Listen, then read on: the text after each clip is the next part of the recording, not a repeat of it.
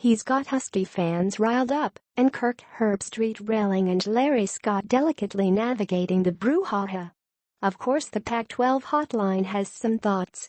Nobody has devoted more words to Pac-12 schedule matters than the hotline.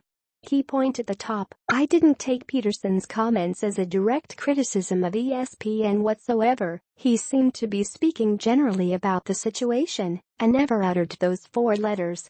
"We apologize for these late games," Petersen said. "And I'd also like to reiterate it has nothing to do with us or the administration. We want to play at 1 o'clock. It hurts us tremendously in terms of national exposure. No one wants to watch our game on the East Coast that late, and we all know it." Herbstreit does an excellent job as a fair and reasonable advocate for the sport in all corners of the country.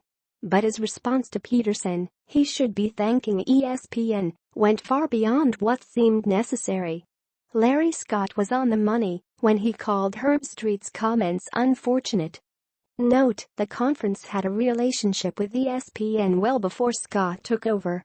It did not begin July 1, 2012 when the current Tier 1 deal took hold. To a certain extent, Herbstreit is correct. The Pac-12 is fortunate to have a relationship with ESPN. But ESPN is also fortunate to have a relationship with the Pac-12. The network benefits from the distribution of content that has value with viewers and advertisers. That's why ESPN is paying $1.5 billion over 12 years after all. It's also worthwhile to note that the night games have an audience, that they fare better on ESPN2 than afternoon games, at least by percentage.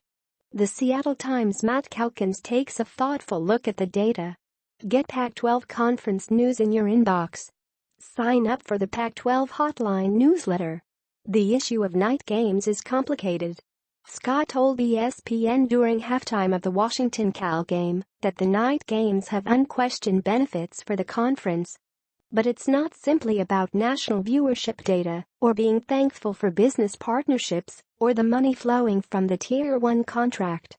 It's also, of course, about what's best for the players and the fans and the campuses and the exposure to recruits and voters. My belief is that night games adversely affect the Pac-12 in the Heisman Trophy race because the majority of 900-something voters lean Eastern and older. There is zero evidence to suggest the night games benefit ticket sales and gate receipts. Nor does it seem that night road games, returning to campus at 3 or 4 in the morning, are good for student-athlete welfare. So it's not nearly as black and white or dark and light as Scott, Herbstreit, and Petersen would have you believe with their own distinct points of view. This topic in general and the Petersen-Herbstreit-Scott discussion specifically is not about blaming ESPN or blaming Washington for blaming ESPN. As I've written often over the years, the Pac-12 agreed to the contract that gives ESPN and Fox the right to broadcast a substantial number of night games. The networks paid handsomely for that right, and it was a smart business move. Pac-12 football does vastly better than whatever else might be broadcast at 1 a.m. Eastern. At the same time, the Pac-12 presidents directed Scott to make a cash grab, and the road to max revenue runs through the 7/7:30 p.m. broadcast windows. If you're frustrated, direct the emotion within to the conference leadership. Had the athletic directors been given more input in the negotiations with ESPN and Fox in 2010-11, they undoubtedly would have voiced concerns about the load of night games, the Thursday-Friday kickoffs, the 6 and 12-day selection windows, etc. Whether that would have changed anything, I don't know. Everyone wanted the cash. But at least the voices on the front lines would have been heard. Last thought, I've heard countless times in the past week that the Huskies have played every game at 5 p.m. or later, including this past weekend versus Cal and this coming weekend at Arizona State.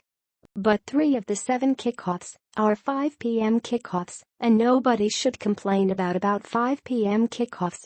That is choice territory on the Saturday broadcast grid, prime time on the East Coast, not too late out west, major exposure from coast to coast. The every game at 5 or later refrain carries zero weight and generates little sympathy. That said, Washington does have a legitimate complaint about the schedule. It just has nothing to do with kickoff times. Check the hotline on Monday for more.